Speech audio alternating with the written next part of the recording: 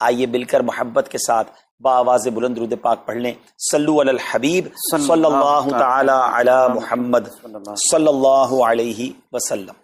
میٹھے میٹھے اسلامی بھائیو، آج جو ہمارا بیان کا موضوع ہے کہ رمضان کا استقبال کیسے کیا جائے، رمضان کی پریپریشن کیسے کی جائے. دیکھیں، ہمارے گھر پہ جب کوئی مہمان آتا ہے ہم اس کی تیاری کرتے ہیں، اس کے لیے ہم ایک اچھی یوں سمجھیے کہ پریپریشن کرتے ہیں، اور جیسا مہمان ویسی تیاری. جس کے لیے دل میں زیادہ محبت ہوتی ہے اس کے لیے ہم زیادہ تیاری کرتے ہیں. تو اب ذرا آپ سوچئے کہ ایسا مہمان جو ہماری مغفرت کروانے آ رہا ہے، ایسا مہمان جو ہمیں بخشوانے آ رہا ہے، تو پھر ہمیں اس کے لیے کتنی کوشش کرنی چاہیے. تو آج یہاں پر جو ہم حاضر ہوئے ہیں، اللہ کرے کہ ہم رمضان کا صحیح معنوں میں استقبال کرنے میں کامیاب ہو جائیں. رمضان اللہ کا احسان ہے.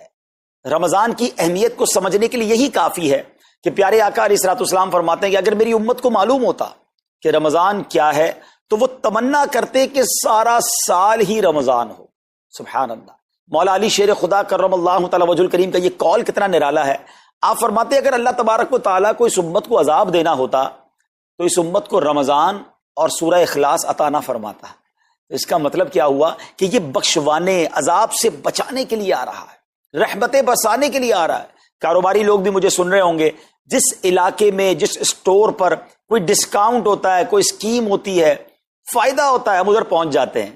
رمضان ایک ایسی اسکیم ہے، رمضان ایک ایسا بینیفٹ دیتا ہے کہ احادیث میں یہ مضمون ہے کہ فرض کا ثواب 70 گنا کر دیا جاتا ہے، نفل کا ثواب فرض کے برابر کر دیا جاتا ہے، شیطان کو بند کر دیا جاتا ہے، جہنم کو تالے لگا دی جاتے ہیں، جنت کے در کھول دیے جاتے ہیں. روزہ دار کے منہ سے جو اسمیل آتی ہے، جو بو آتی ہے، بعض اوقات ہم کہتے ہیں یار پیسٹ نہیں کر سکے پورا دن، منہ سے اسمیل آ رہی ہے. سنیے، یہ اسمیل جو ہے یہ اللہ کے نزدیک مشک کی خوشبو سے بھی زیادہ بہتر ہے. اللہ اللہ. ذرا آپ غور تو کیجئے، ہر سجدے پر 1500 نیکیاں دی جاتی ہیں، ہر سجدے پر سرخ یاقوت کا جنت میں ایک محل بنا دیا جاتا ہے. اتنی نیکیاں، پھر وہ کتنا بدنصیب ہے جو رمضان میں بھی عبادت نہ کرے، رمضان میں بھی اللہ کو راضی کرنے میں کامیاب نہ ہو. روزانہ افطار کے وقت 10 لاکھ گناہگار بخش دیے جائیں، اور جناب ہر جمعے کو جب رمضان میں جمعہ آئے تو ہر لمحے 10 لاکھ گناہگار بخشے جائیں، تو کروڑوں اربوں لوگوں کی بخشش گویا رمضان میں ہونی ہے. تو پھر ہمیں اس کی کیسی تیاری کرنی چاہیے، کتنا ثواب کمانے کے بارے میں سوچنا چاہیے. لیکن یہاں ایک اور بڑی امپورٹنٹ بات ہے. ایک تو رمضان میں نیکیاں کرنی ہے، دوسرا بڑا کام یہ کرنا ہے کہ ہمیں رمضان میں گناہوں سے بچنا ہے. کیونکہ عادتیں تو ساتھ ہی لگی ہوئی ہیں نا، شیطان بند ہے لیکن ہماری اپنی عادتیں، جس کی روز حرام دیکھنے کی عادت ہے، حرام سننے کی عادت ہے، حرام بولنے کی عادت ہے. ایسا تو نہیں ہوگا نا چاند آتے ہی سارے سوئچ آف ہو جائیں گے، وہ عادتیں ساتھ ہی چل رہی ہوتی ہیں. غور کیجئے کہ رمضان میں جو گناہ کرتا ہے نا، اس کا عذاب بھی بڑھ جاتا ہے، اس کی پنشمنٹ بھی بڑھ جاتی ہے. یہ ایسے ہی ہے کہ کوئی مسجد کے اندر آ کے گناہ کرے تو آپ کہیں گے نا یار خدا کا خوف کرو، مسجد میں ایسا کام کر رہے ہو. کوئی مکہ شریف حرم میں اندر جا کر گناہ کرے تو کتنا شدید ہو جائے گا وہ. تو رمضان جب اتنا مقدس مہینہ ہے، اس میں گناہ کرنا، اس کی پنشمنٹ بھی زیادہ ہے. ایک بار مولا علی شیر خدا کرم اللہ تعالی وجہ الکریم نے ایک قبر والے کا حال دیکھا، اور دیکھا اس قبر والے پر عذاب ہو رہا ہے، اور وہ چلانے لگا، عرض کرنے لگا اے علی میری مدد فرمائیے، اللہ کی بارگاہ میں سفارش کیجئے. مولا علی شیر خدا نے ہاتھ اٹھائے کہ اے مولا اسے بخش دے. ارشاد ہوا اے علی اس کی سفارش نہ کریں. عرض کی مولا وجہ کیا ہے؟ ارشاد فرمائے رمضان کے روزے تو رکھتا تھا مگر رات گناہوں سے باز نہیں آتا تھا. روزے رکھ کر گناہ کرنے والے کو اتنا عذاب، تو جو روزے ہی نہ رکھے، ایسے بھی لوگ ہیں جو رمضان میں روزے نہیں رکھتے. پلیز اس کو ایزی نہ لیں. ہمیں نہیں معلوم، پتہ نہیں اگلا رمضان پھر نصیب ہوگا کہ نہیں. پچھلے رمضان میں کتنے لوگ تھے جو ہمارے ساتھ تھے، اس رمضان میں نہیں. اور اللہ پہلے تو ہم یہ دعا کرتے ہیں اللہ ہمیں یہ رمضان بھی عطا کر دے. زندگی کا کیا بھروسہ، دنیا کی جو کیفیت ہے آپ کے سامنے ہے، کبھی بھی جا سکتے ہیں. تو پھر اس رمضان کو تو سمجھ لیں بس ایک موقع بنا دیں، لائف چینجنگ ایکسپیرینس بنا دیں کہ بس اس میں عبادت کرنی ہے، اس میں خوب سجدے کرنے ہیں، اس میں روزے رکھنے ہیں، اس میں تراویح پڑھنی ہے، اس میں گناہ نہیں کرنے ہیں. اور آئیے میں آپ کو بتاتا ہوں کہ نبی پاک صلی اللہ تعالی علیہ وسلم رمضان کیسے گزارتے تھے. ایک مسلمان کے لیے اس سے بہترین رول ماڈل کیا ہوگا کہ رمضان میرے آقا کیسے گزارتے. تو مختلف احادیث کا جو سمری ہے وہ یہ ہے کہ نبی پاک علیہ الصلوۃ والسلام عبادت میں کمر بستہ ہو جاتے، بستر پر کم تشریف لاتے. بی بی عائشہ فرماتی ہیں کہ نبی پاک کے چہرے کا رنگ بدل جاتا تھا، متغیر ہو جاتا. کیوں؟ کہ نبی پاک پر خوف خدا طاری ہوتا. آپ گر گڑاتے، آپ رات بھر التجائیں کرتے. میرے آقا رو رو کر دعاؤں میں رمضان گزارے، چہرے کا رنگ بدل جائے. اور یہاں کچھ لوگ تو وہ ہیں کہ جن کا وزن ہی بڑھ جاتا ہے رمضان میں. اتنا کھانا کھانا ہے، سحری میں زیادہ کھانا ہے کہ سارا دن بھوکا رہنا ہے، افطار میں اس لیے زیادہ کھانا ہے کہ پورا دن بھوکا رہے تھے، پھر رات کو 2-3 بار مزید کھانا ہے کیونکہ کل روزہ رکھنا ہے. تو رمضان فوڈ فیسٹیول نہیں ہے، رمضان عبادت کے لیے آیا ہے. لوگ تیاری کر رہے ہوں گے ابھی بھی رمضان کی، وہ کیا کر رہے ہوں گے کہ افطار میں کیا پکانا ہے، سحری میں کیا پکانا ہے، کون سا آئٹم شارٹ ہے. نہیں میرے بیچ اسلامی بات، یہ جو بھوک کا احساس ہے نا روزے میں، اس کی حکمت علماء نے بیان کی ہے کہ بھوک غربت کا احساس دلاتی ہے، فقیری کا احساس دلاتی ہے، بندے کا غرور تکبر بیٹھ جاتا ہے، کتنے نقاہت میں آ جاتے ہیں ہم، ہمت ہی نہیں ہوتی کوئی کام کرنے کی. تو یہ احساس دلاتی ہے کہ تیری اوقات کیا ہے، غریب کیسے زندگی گزارتا ہے، فقیر کیسے زندگی گزارتا ہے. لیکن کچھ لوگ وہ ہیں جن کو بھوک ہی نہیں لگتی کیونکہ وہ اتنا کھا لیتے ہیں یا پھر سوتے ہی رہتے ہیں.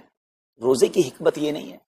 نبی پاک آنسو بہاتے تھے، آقا کا چہرے کا رنگ بدل جاتا. اور پھر بتایا کہ رمضان میں جب جبریل امین نبی پاک علیہ الصلوۃ والسلام کے پاس آتے تو آقا علیہ الصلوۃ والسلام ان کے ساتھ قرآن پاک کا دور فرماتے.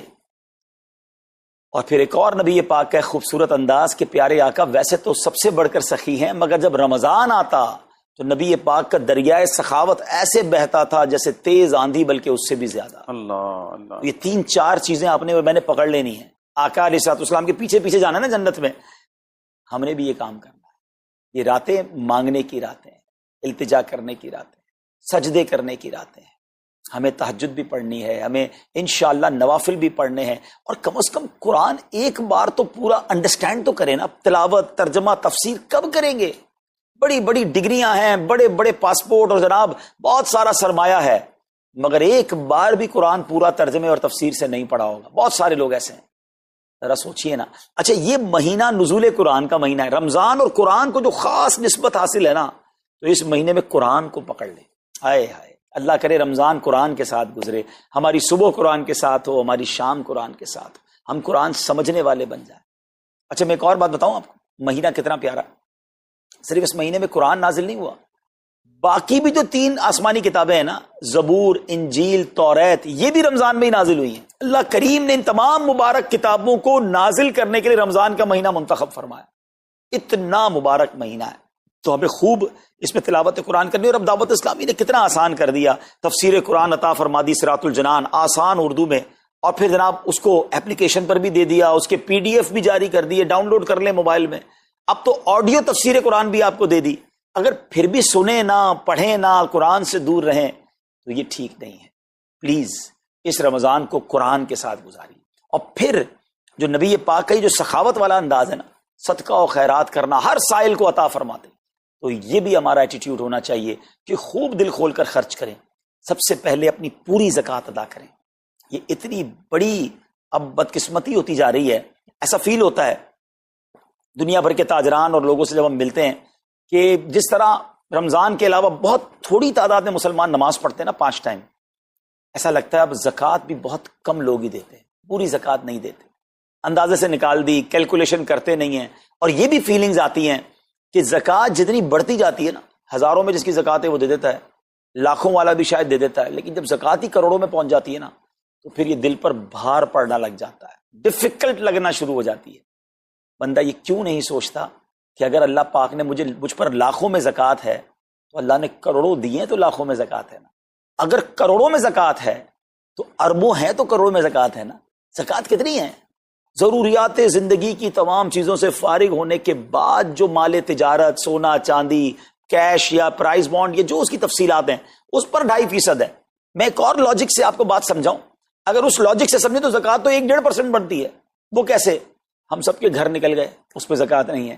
ہماری گاڑیاں نکل گئیں، اس پہ زکوٰۃ نہیں ہے. جن کی فیکٹریاں ہیں وہ فیکٹریاں بھی مائنس کر دی گئیں، جن کی دکانیں ہیں وہ دکانیں بھی مائنس ہو گئیں. اچھا جناب اس کے علاوہ اگر کرائے پہ کچھ پراپرٹی دی ہوئی ہے اس پر زکوٰۃ نہیں ہے. اگر ان سب پر زکوٰۃ ہوتی، یعنی جو کچھ میرے پاس ہے ان سب پر ہوتی تو کتنی زیادہ ہو جاتی.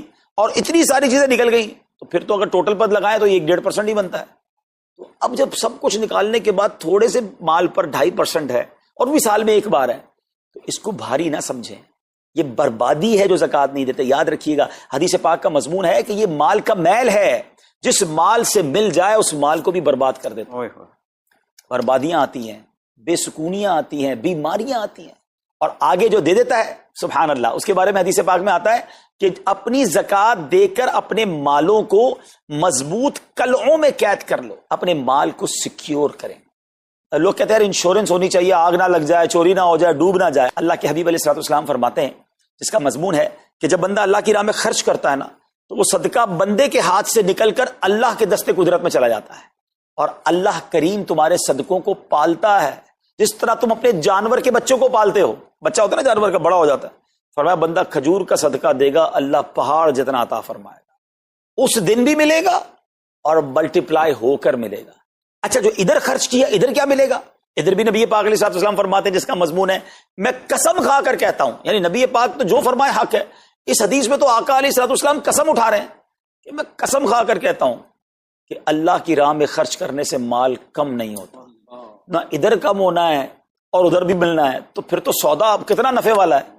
اور یہ آپ چیک کر لیں، پوری دنیا میں جہاں مجھے سنا جا رہا ہے کہ جو لوگ پوری زکوٰۃ دیتے ہیں نا، ان کا مال ملٹیپلائی ہوتا ہے، اگلے سال زیادہ زکوٰۃ دے رہے ہوتے ہیں۔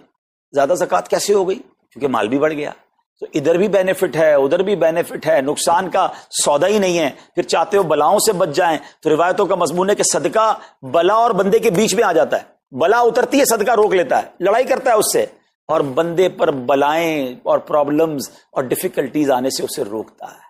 تو اگر چاہتے ہیں کہ برائیوں کے دروازے بند رہیں، چاہتے ہیں کہ بری موت سے بچیں، چاہتے ہیں کہ رزق میں اضافہ ہو، چاہتے ہیں کہ بلاؤں سے بچیں، ادھر بھی مال میں اضافہ ہو ادھر بھی خزانے ملیں، تو اللہ کی راہ میں دل کھول کر خرچ کریں۔ اور یہ مہینہ it's the right month for generosity, یہ بہترین مہینہ ہے سخاوت کرنے کا، کیونکہ نبی پاک کا یہ انداز تھا کہ رمضان میں خوب سخاوت فرماتے۔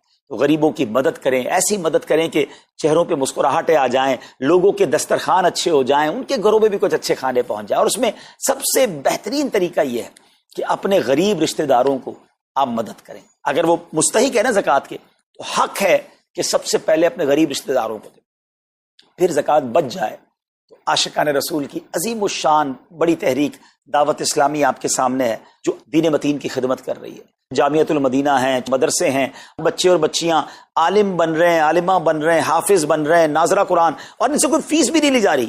ہزاروں بچے فری آف کاسٹ ہمارے پاس ایکوموڈیشن رکھے ہوئے ہیں، جن کو کھانا پینا رہنا دعوت اسلامی نے دینا ہے۔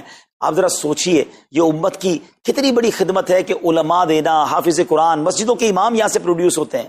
اور پھر آگے چلیں تو دعوت اسلامی نے اسلامک میڈیم اسکول بنائے دارالمدینہ، پھر سال کی 600 کے قریب مسجد دعوت اسلامی بناتی ہے۔ میڈیا کے ذریعے جو بے حیائی پھیلائی جا رہی تھی، تو مدنی چینل اردو، پھر مدنی چینل انگلش، پھر مدنی چینل بنگلہ۔ اب بچے مذہبی پروگرام اتنا غور سے نہیں دیکھتے تھے، وہ اپنے بچوں کے آئٹمز دیکھنا چاہتے تھے، تو گناہوں بھرے کارٹونز اور پروگرام سے اور پوئمز سے چھڑانے کے لیے Islamic poems, Islamic cartoons, Islamic بچوں کے پروگرام، تاکہ بچے بھی جو ہے وہ الحمدللہ بچے رہیں۔ اور اب اس کی کیا زبردست پاپولیرٹی ہے کہ آپ کڈز مدنی چینل کے یوٹیوب چینل پہ جائیں، ہمارا ایک ایک کلپ 10 ملین 12 ملینز میں دیکھا جا رہا ہے۔ تو کون دیکھ رہا ہے؟ وہ بچے جو گناہوں بھرے کارٹونز دیکھتے تھے، اب الحمدللہ اللہ رسول کی باتیں وہاں سن رہے ہیں۔ پھر آگے چلیں تو دعوت اسلامی جناب یہ دینی کاموں کے ساتھ ساتھ جو ویلفیئر کے کام کر رہی ہے، غریب مسلمانوں کی امداد کا کام، زلزلے اور سیلاب زدگان کی ریسکیو کرنے کا کام، گونگے بہرے نابینا اور معذور افراد کی ریہیبلیٹیشن کا کام، تھیلیسیمیا کے مریضوں کو خون دینے کا کام، 26 لاکھ مسلمانوں کو دنیا بھر میں راشن کھانا پانی صرف اس ایک سال میں دعوت اسلامی نے پہنچایا۔ تو یہ کمال کی آرگنائزیشن ہے۔ دیکھیں آپ دنیا کی بہت ساری این جی اوز کو جانتے ہوں گے، کوئی مدرسے چلاتا ہے تو مدرسے ہی چلاتا ہے، کوئی مسجد بناتا ہے تو مسجد ہی بناتا ہے، کوئی کھانا کھلاتا ہے تو کھانا ہی کھلاتا ہے، کوئی جناب غریبوں کی مدد تو وہی کام، کوئی ہاسپٹل تو ہاسپٹل۔ دعوت اسلامی ان ون امبریلا اتنے ساری ڈائیورسٹی کے ساتھ جو دین کی خدمت کر رہی ہے، دنیا میں اس کی مثال نہیں ملتی ہے۔ لاکھوں لوگوں کو دین بھی سکھایا جا رہا ہے، غیر مسلموں کو مسلمان بھی بنایا جا رہا ہے، بے عملوں کو با عمل بنایا جا رہا ہے، بے پردہ خواتین کو با پردہ بنایا جا رہا ہے، بے نمازیوں کو نمازی بنایا جا رہا ہے، ماں باپ کے نافرمان فرما بردار ہو رہے ہیں، شراب اور نشے کے عادی چھوڑ کر نمازی بن رہے ہیں۔ تو جہاں مریض ہیں ان کو خون بھی دیا جا رہا ہے، گھر میں بیٹھ کر میڈیا کے ذریعے اور سوشل میڈیا کے ذریعے لوگوں تک دین پہنچایا جا رہا ہے۔ تو یہ کمال کی ڈائیورسٹی ہے۔ تو میں تو سچ بتاؤں یہ جملہ کہا کرتا ہوں کہ میرے اور آپ کے پیسوں کا نصیب ہے کہ وہ دعوت اسلامی میں لگ جائے۔ تو یہ آپ آگے بڑھیے اور دین کے اس کام میں مزید حصہ ملائیے. خاص طور پہ فار ایسٹ میں آپ دیکھ لیں، کوریا میں، ہانگ کانگ میں، اور جناب یہ سری لنکا میں، تھائی لینڈ میں، ملیشیا میں، کتنے جاپان میں، کتنے ملکوں میں دعوت اسلامی کام کر رہی ہے اپنی اپنی بساط کے مطابق. اور لیکن ابھی مزید ادارے بنانے ہمیں، ان ملکوں میں بھی بنانے، ان ملکوں میں بھی آگے بڑھنا ہے. تو اگر آپ بھی چاہتے ہیں کہ میرے آقا کے عشق کا پیغام، سنت رسول کا پیغام، مسلک اعلی حضرت کا پیغام، نبی پاک کے دین کا پیغام پوری دنیا میں پھیلے، تو وی ہیو ٹو سپورٹ دعوت اسلامی. نہ صرف فائنینشلی، پریکٹیکلی بھی ہمیں آپ بھی چاہیے. خود حصہ ملائیں نا. سیدنا عثمان غنی رضی اللہ تعالیٰ عنہ نے صرف مال نہیں دیا تھا، آپ پریکٹیکلی بھی نبی پاک کے ساتھ شریک ہوتے تھے نا. تو آپ اپنے عطیات بھی دیں، اور دنیا کے جن ملکوں میں آپ مجھے سن رہے ہیں وہ دعوت اسلامی والوں کے دستوں بازو بنے. کمزوری کہاں نہیں ہوتی، ہاں ہمارے گھر میں کمزوری ہوتی ہے، ہم سب مل کر کام کریں گے تو کمزوریاں بھی دور ہوں گی اور ترقی آ جائے گی اور ہمیں اس کا ثواب بھی ملے گا. تو آج میں دنیا بھر میں جہاں مجھے دیکھ رہے ہیں، پلیز اچھی نیتیں کریں. اچھا ایک بات اور سن لیں، ہم بعض اوقات کیا سوچتے ہیں کہ یار ہمارے ملک کا خرچہ مثال کے طور پہ $20,000 ہے، وہ ہم لوگوں نے کر لیا، اب اور چندے کی کیا ضرورت ہے. دعوت اسلامی کسی ایک ملک کی نہیں ہے، انٹرنیشنل دعوت اسلامی کے لیے سوچیں. دنیا میں جہاں بھی دین کا کام ہو رہا ہے وہ میرا ہے. یہ میں اپنے ملک اور اپنی سٹی کے بارے میں سوچوں گا تو شاید میں بڑا کام نہ کر سکوں. آپ کو تو موقع مل رہا ہے انٹرنیشنلی مدنی کاموں میں اپنا حصہ ملائیں. تو دعوت اسلامی کو دل کھول کر سپورٹ کریں. ہم انشاءاللہ جتنے عطیات بڑھیں گے انشاءاللہ مزید مدنی کام بڑھانے کا ارادہ رکھتے ہیں. اللہ کریم اپنی بارگاہ میں ہم سب کا جمع ہونا قبول فرمائے اور دل کھول کر خرچ کرنا نصیب فرمائے، اور اس رمضان کو ہماری مغفرت کا ذریعہ بنا دے. اس رمضان کو نبی پاک علیہ الصلوۃ والسلام کے نقش قدم کے مطابق چل کر گزارنے کی توفیق عطا فرمائے. صلو علی الحبیب صلی اللہ تعالی علی محمد صلی اللہ علیہ وسلم. میرے اعمال کی اصلاح کرم سے